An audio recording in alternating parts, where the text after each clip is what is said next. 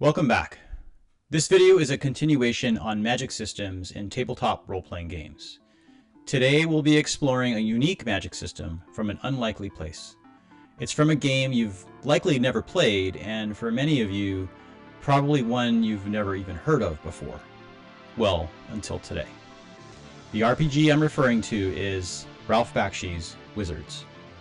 This video will cover the background of this RPG, a brief overview of its character attributes and how the skill system works, a semi-detailed look at its magic system, and the pros and cons of that system. Let's get started. If you're new here, welcome. If you've been here before, welcome back. It's great to see you again. As you'll notice on the front cover of this 134-page softcover book, we can see its full title. Whit Publications presents Ralph Bakshi's Wizards. Now, before we talk about this obscure game publisher, Whit Publications, let's start with the person. Who is Ralph Bakshi? Ralph Bakshi is an American painter, animator, and filmmaker. He was born on the 29th day of October, 1938. He'll be 86 years old later this month.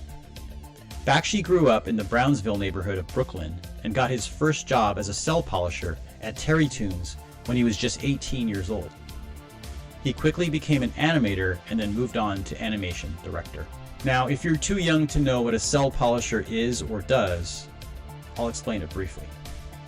Before computers, animated films used cells, which was short for celluloid. They were clear sheets that animators would ink the characters on. Every frame of the animation had a different cell, so the animators had to painstakingly ink and paint on them. Since cells were handled by people, a cell polisher, like Bakshi, would clean the surface of the cell to remove dust, dirt, fingerprints, and other traces that might show up on the surface when the cell was filmed. A typical animated feature required over 100,000 of these hand-painted cells, so it was very important to have a polisher. In 1976, Bakshi pitched the title for a film he called War Wizards to 20th Century Fox. But before its release in January of 1977, Bakshi removed the word war from the title's name.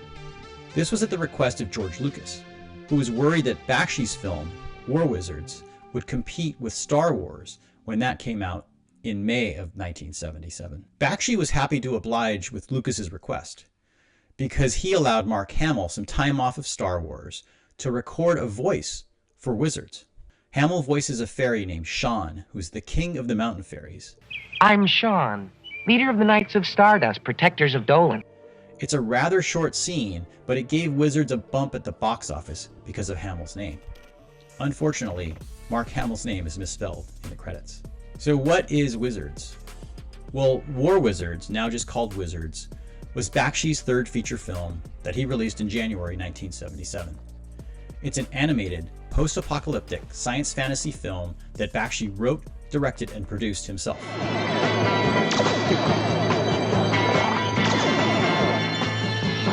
The film follows a battle between two wizard brothers, Avatar and Black Wolf. Avatar represents the forces of good and magic, while Black Wolf represents the forces of evil and technology. I'll mention this separation of magic and technology when we get to the magic system shortly. Who or what is Whit Publications? Ralph Bakshi's Wizards RPG was released in 1992 by Whit Publications. The game company licensed Wizards from Bakshi and was started by graphic designer Ken Whitman, who owned another company at the time called Whit Productions, which he started so he could write and publish the Mutazoids RPG in 1989.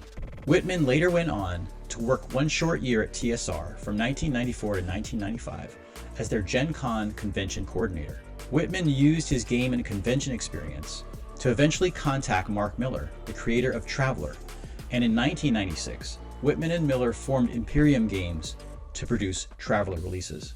Now that you have some background into this science fiction fantasy game, let's get into the details. Although Wizards uses a D20 for most of the rolls, it's a roll-under system.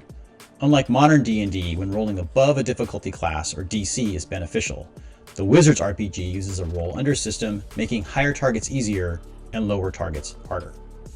Note that Wizards RPG doesn't use the term DC. I'm using it here just as a comparison. It actually uses the word threshold instead. Character attributes in Wizards. The Wizards RPG uses a character creation system that's similar to many fantasy-based games. A player character, or PC in Wizards, has 8 primary attributes and 9 secondary ones. The primary attributes can range from 0 to 20, with 0 being negligible and 20 being exceptionally high. The 8 primary attributes are Strength, Intelligence, Dexterity, Charisma, Perception, Constitution, Size, and Willpower. A player character's specific skills falls into one of these primary categories, except for Size. The Size is the only attribute that has no skill options in the game. Since Magic is considered a skill, I'll speak briefly about it soon, as it's tied to Willpower. The secondary attributes of a player character in Wizards are derived from a combination of their primary attributes. These secondary attributes are Might, Damage bonus, Spirit points, which is very important in Magic, as you'll see, Movement rate, Reaction speed, Recovery, Shock points, Hit points, and Luck points. The Wizards RPG Magic System. Here's a quote from the game's chapter on Magic. Quote, "Magic is the antithesis of technology, for it influences the environment with the mind, while technology influences it with the hands." Earlier, I mentioned the separation of magic and technology in the game. In the film Wizards, this separation between magic and technology is made clear with the protagonist's avatar clearly supporting the forces of magic seen as good, and its opposite, technology, is seen as bad, as represented by the film's antagonist, Black Wolf. Because of this dichotomy, the rules clearly state that a character cannot possess both the magic skill and the techno-magic skill. Magic in the game of Wizards is described as rare and powerful. Because of this, the rules strongly suggest that the game master only allow magic to be used by one player, and that player should be the most experienced player at the table. Magic in the game is seen as structureless, with only, quote, laws and guidelines. Although there are examples of some common spells, only 12 of them are listed. The reason for this is because magic-using players in a game of Wizards are encouraged to invent their own spells. I'll talk about the spell creation system soon. Willpower and the magic skill. The magic skill is tied to a player character's willpower attribute. Willpower in the game is described as a character's mental power and strength of will. Characters with a high willpower are very determined and focused. They also make better magicians. In many ways, scientists are starting to think of the anterior mid-cingulate cortex not just as one of the seats of willpower, right, but perhaps actually the seat of the will to live. Spirit points. Spirit is a secondary attribute representing the PC's mental power. It's used to cast and resist magic. A PC's spirit value is the average of their willpower and intelligence scores. A character with 0 or negative spirit points cannot cast spells until they recover at least 1 spirit point. I'll get to the spell point cost of each spell and how it affects a PC's spirit score in just a moment. Let's talk about casting spells in a game of Wizards. There's a lot of complexity to the magic system in Wizards. I'll go over the basics first, and then I'll move into additional details. Since magic in Wizards is skill-based, a PC must roll a 1d20 every time they want to cast a spell, unlike Dungeons & Dragons. But this skill check has 4 possible outcomes. Yeah, 4. There are 2 possible outcomes for success and 2 possible outcomes for failure, each one draining a character's spirit points in different ways. Let's see how this works. In order to cast a spell, you must first calculate the spell's threshold. This is like the DC of the spell. All spells have a spell point cost. The higher the cost, the more powerful the spell, and the harder it is to cast. A magic-using character can only reliably cast a spell with a cost equal to or less than their magic score. They can attempt to cast a spell with a higher cost than their magic score, but it's considered difficult, and I won't be getting into those rules in this video. Casting a spell. To cast a spell, you simply subtract the spell's cost from your caster's magic score. The resulting number is the spell's threshold. For example, let's say Rupert the Fairy has a magic skill of 10, and he wants to cast the Fumble spell, a 3-point spell. Subtracting 3 from 10 yields 7. 7 is the spell's threshold. Now, how does success and failure work? If the roll is equal to or under the spell's threshold, it's a success. So if Rupert rolls a 7 or less on a 20-sided die, his fumble spell is cast successfully, and Rupert temporarily loses a number of spirit points equal to the number shown on the die.